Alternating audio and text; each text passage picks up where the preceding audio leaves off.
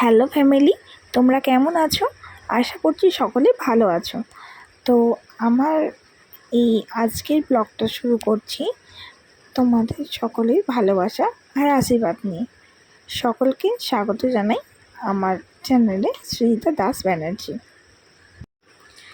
আজকে আমরা তারাপীঠ থেকে একটু বেরিয়েছি এই সাইট সিনের জন্য। পাশাপাশি অনেকগুলো মন্দির আছে, তো সেইগুলি দর্শনের জন্য আজকে আমরা বেরিয়েছি। তো আজকে আমরা যাব ইস্কনের মন্দির, প্রভু বাঁকা রায়ের মন্দির, শ্রী চৈতন্য দেবীর জন্মস্থান, এই সবগুলো দেখার জন্য। তো চলো আমাদের সঙ্গে সেখানেই দেখা হচ্ছে। প্রভু বাঁকা রায়ের শ্রী মন্দিরের সিংহদ্বারে আমরা এখন আছি।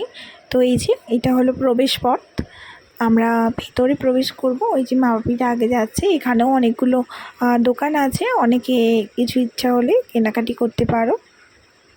এই দেখো এখানে রাধাকৃষ্ণের একটা মূর্তি আছে সামনে, আর দেখো সামনে আমরা যাচ্ছি, এইটা হলো মন্দির।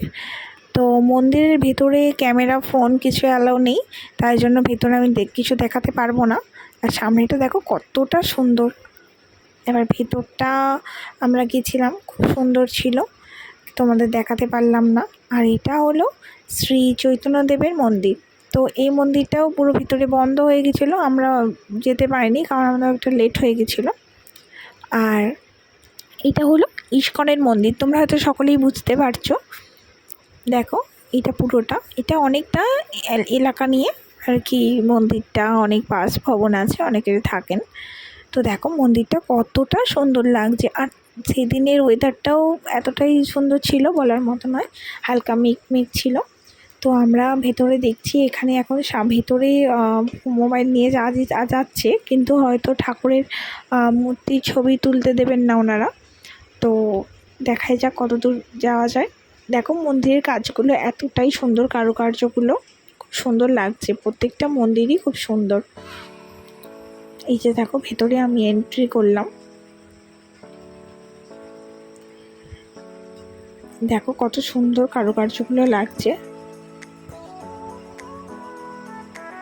এই যে আমি যাচ্ছি এখন, আর এই যে যাই, এই যে ভেতরে মনে হচ্ছে হয়তো ঠাকুরকে ছবি তুলতে দেবেন না ওনারা, এখান পর্যন্তই আমি ক্যামেরা বন্ধ রাখলাম। হ্যাঁ, ভেতরে রাধাকৃষ্ণের মূর্তিটা এতটাই মনোমুগ্ধকর ছিল যে তোমাদের আমি ভাষায় বর্ণনা করতে পারবো না। তো খুব সুন্দর ছিল, যে সব কিছুটা তো মোবাইলে দেখানো উচিত নয়, কিছুটা মনের মধ্যেও ভক্তি রাখতে হয়। তো তোমরাও দেখে এসো, খুব ভালো লাগবে। আর এটা হলো শ্রী চৈতন্যদেবের মন্দির। তো এখানেও আমরা যাচ্ছি, ভেতর দিকটা দেখো খুবই নিরিবিলি পরিবেশ, এখানেও হয়তো অনেকে থাকেন। এই যে তাদের জন্য ঘরগুলো করা রয়েছে। এ দেখো চারিদিকের মেঘটা, পরিবেশটা, আকাশটা কতটা সুন্দর লাগছে। দেখো মন্দিরটা কত সুন্দর কারুকার্য করা, নিচে থেকে ওপর পর্যন্ত দেখো কতটা সুন্দর লাগছে, চূড়াগুলো কত সুন্দর লাগছে।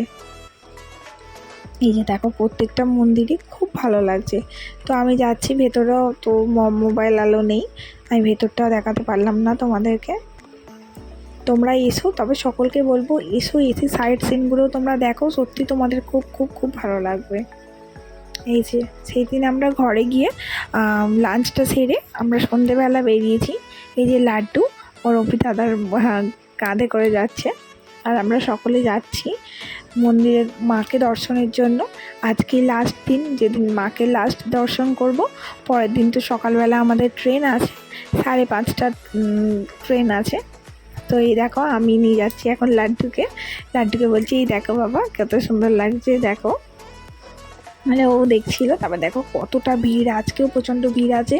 কালকে শনিবার ছিল, কালকে তো ভিড় ছিলই, এবার কিছু কিছু মানুষ রয়ে গেছে, আজকে যেহেতু রবিবার অনেকেই হয়তো সোমবারে বাড়ি ফিরবেন। তো আজকেও প্রচণ্ড মানুষজনের ভিড়। এই যে দেখো কতটা ভিড়, রাস্তাটা যেতেও অসুবিধা হচ্ছিল, অনেক মানুষজন এসেছেন।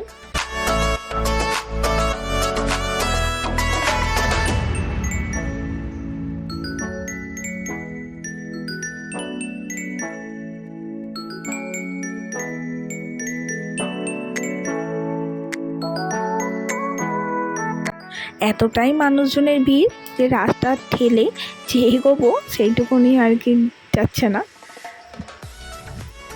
তো আমরা এগোচ্ছিলাম, লাড্ডু দেখছিল, দোকানে কত জিনিসপত্র দেখছিল, চারিদিকে আলো জ্বলছিল, ওকে আরও আকর্ষিত করছিল।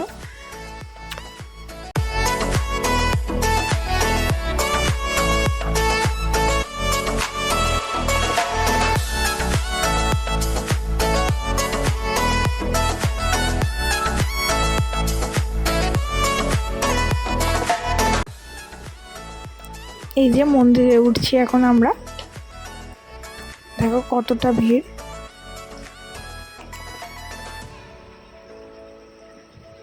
এই যে লাড্ডু বাবু দেখছে, দেখো।